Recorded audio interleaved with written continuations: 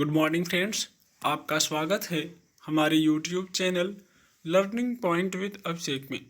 दोस्तों, अगर आप चैनल पर पहली बार आए हैं तो चैनल को सब्सक्राइब कीजिए और बेल आइकन प्रेस कीजिए ताकि आपको रेगुलर डिक्टेशन मिल सके। ये डिक्टेशन हिंदुस्तान न्यूज़पेपर से है। 90 शब्द प्रति मिनट डिक्टेशन स्टार्ट।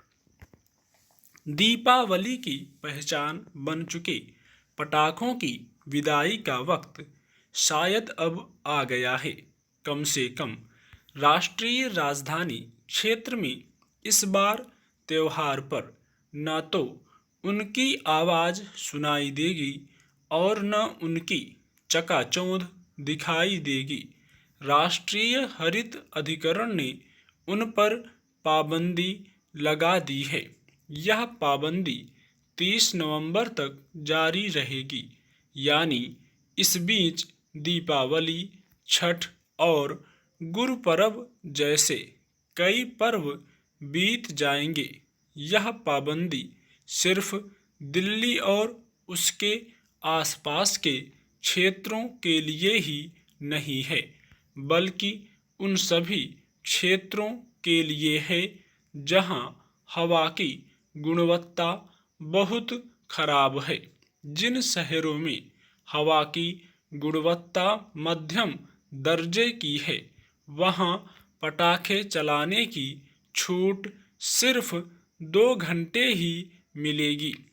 अधिकरण ने इस अनुमति का समय भी तय कर दिया है और इस दौरान भी लोग कम प्रदूषण वाले ग्रीन पटाखों का इस्तेमाल ही कर सकेंगे।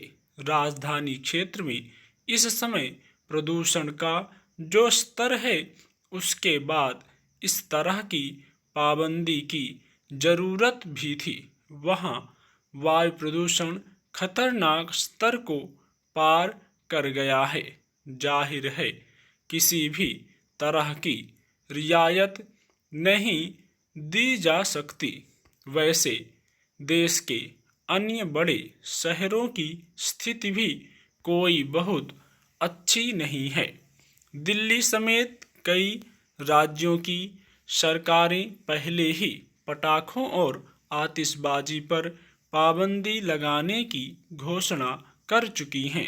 राष्ट्रीय हरित अधिकरण के फैसले ने पाबंदी के इस तर्क को और मजबूत कर दिया है। दीपावली अब सिर्फ 5 दिन दूर है और इस लिहाज से यह दुरुस्त फैसला भी देर से आया हुआ फैसला ही लगेगा। इस समय तक पटाखे बाजारों में पहुंच चुके हैं और उनसे सज चुकी दुकानों की तस्वीरें भी अखबारों में छपने लगी हैं। ये दुकानें तो अब बंद हो जाएंगी, लेकिन मुमकिन है कि दुकानदार किसी न किसी रूप में इन्हें खपाने की कोशिश करें।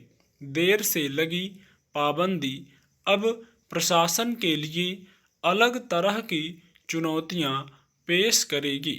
यह समस्या हर साल इसी तरह से आती है और पाबंदी के बावजूद हर बार दीपावली की रात रह रहकर पटाखों की आवाज़ सुनाई देती है।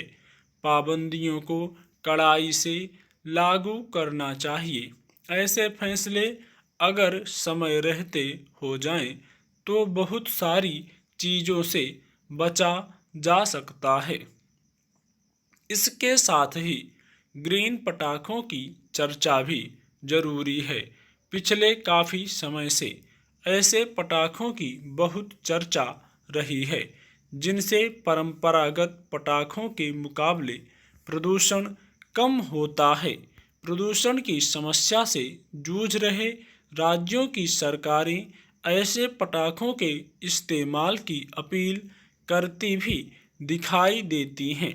हालांकि बहुत से लोगों का अनुभव यही है कि चर्चा के बावजूद इस तरह के पटाखे बाजार में आसानी से नहीं मिलते।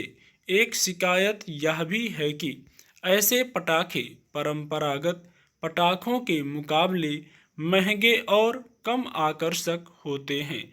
जब तक एक साथ दोनों ही तरह के पटाखे बाजार में उपलब्ध रहेंगे, ग्रीन पटाखे बाजार नहीं पकड़ सकेंगे।